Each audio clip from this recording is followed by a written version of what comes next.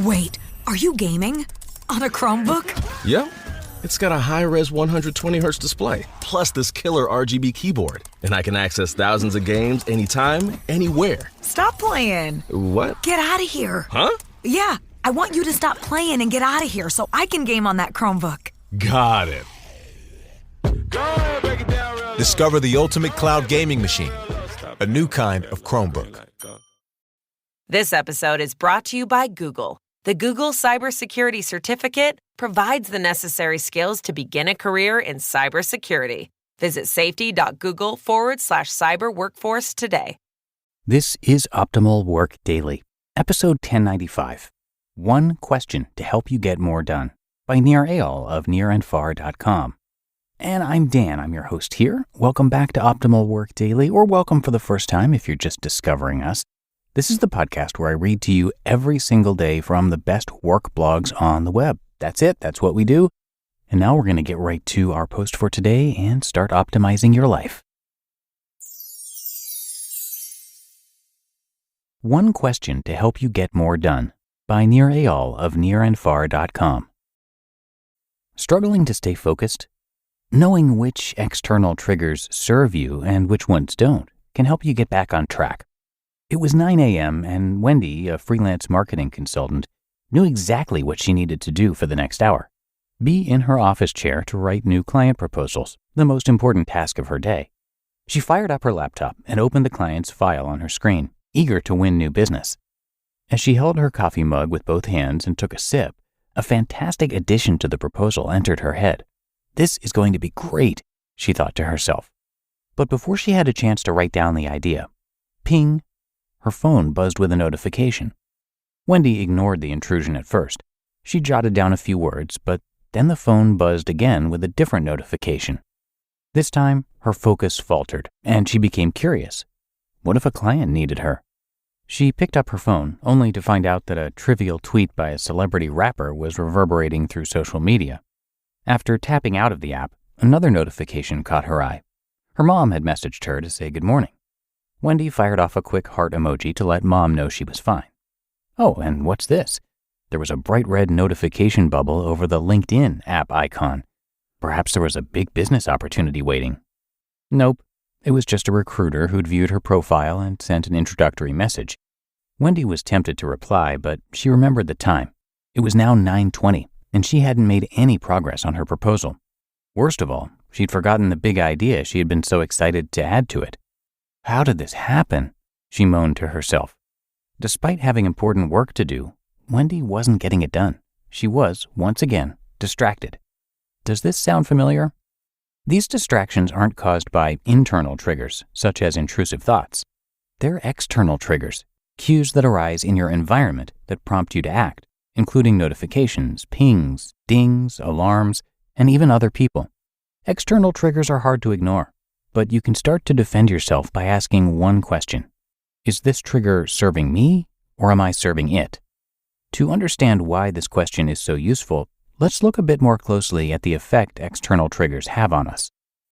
How external triggers affect you. When BlackBerry launched push email in 2003, users rejoiced. They didn't need to constantly check their inbox for fear of missing important messages.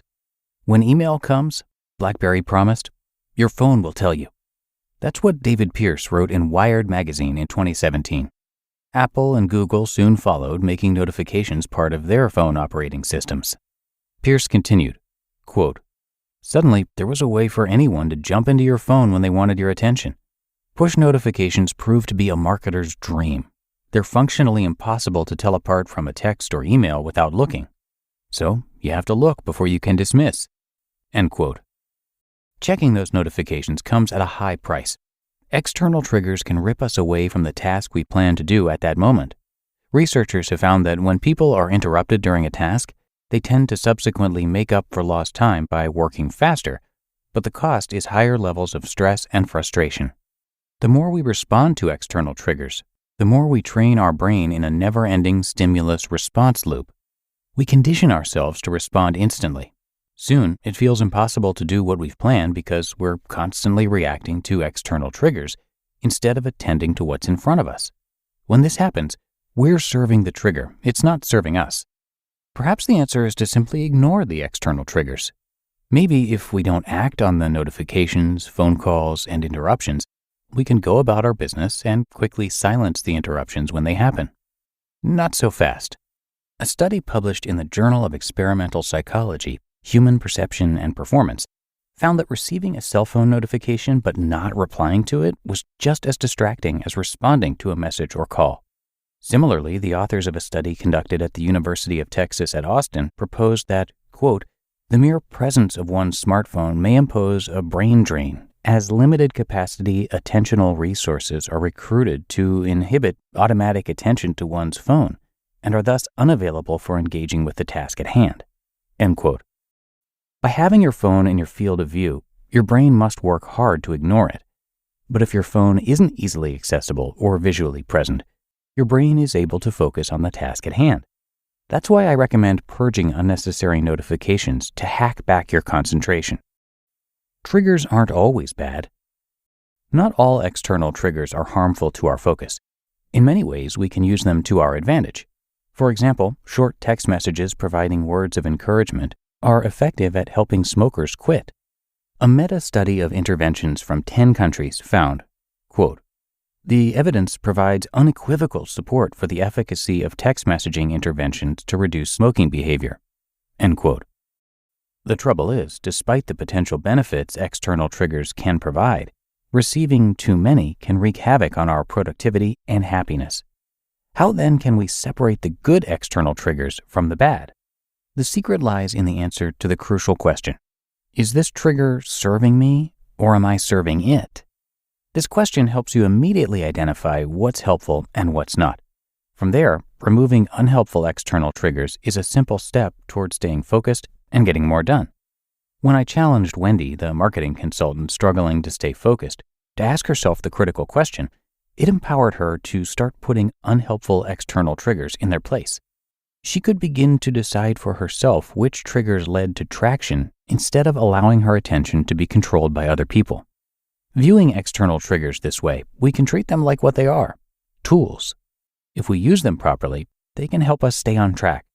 If a trigger helps us do the thing we plan to do in our schedule, it's helping us gain traction. If it leads to distraction, then it isn't serving us.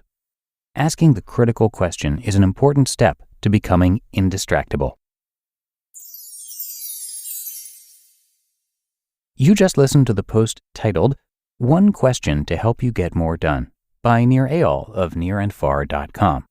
Labor strikes. Climate change. Your failing office printer. What do they all have in common? Come on, it's all about the money. Economics is everywhere and everything, fueling our lives. If you're a fan of OWD and are curious to learn something new and exciting about economics every week, check out the Planet Money podcast from NPR. Planet Money is a different kind of world where the complex economy actually makes sense. Credit scores may sound complex, but Planet Money can give you simple tips so that you can make better financial decisions. A famous baseball player isn't just good at baseball, he also shows us how to be a better investor. The topics are virtually endless, and you'll get answers to questions like, will AI take over our jobs? Or is fancy vodka just fancy marketing? The Planet Money team lives to tell a good story in around 30 minutes. Tune in to Planet Money every week for entertaining stories and insights about how money shapes our world. Listen now to Planet Money from NPR, wherever you get your podcasts. Your business was humming. Was. Now, teams are buried in manual work, taking forever to close the books. Consider 3 numbers, 36,000, 25, 1. 36,000. That's the number of businesses which have upgraded to NetSuite by Oracle. NetSuite is the #1 cloud financial system, streamlining accounting, financial management, inventory, HR, and more. 25. NetSuite turns 25 this year. That's 25 years of helping businesses do more with less.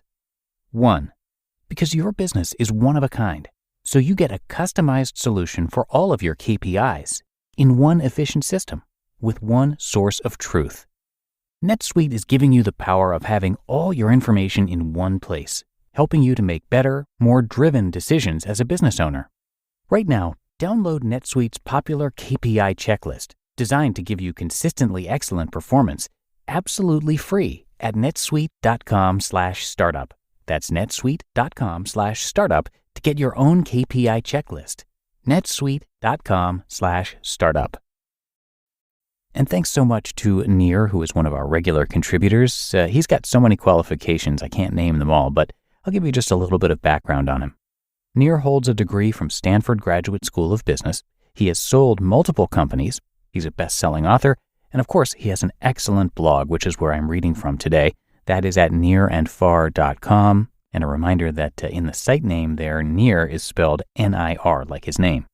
So for more insights on using psychology to change behavior, you can join Nir's newsletter and receive a free workbook at NirAndFar.com. NirAndFar.com. So that's going to do it for today. I hope you enjoyed the post from Nir and that you'll be back again with me tomorrow where your optimal life awaits.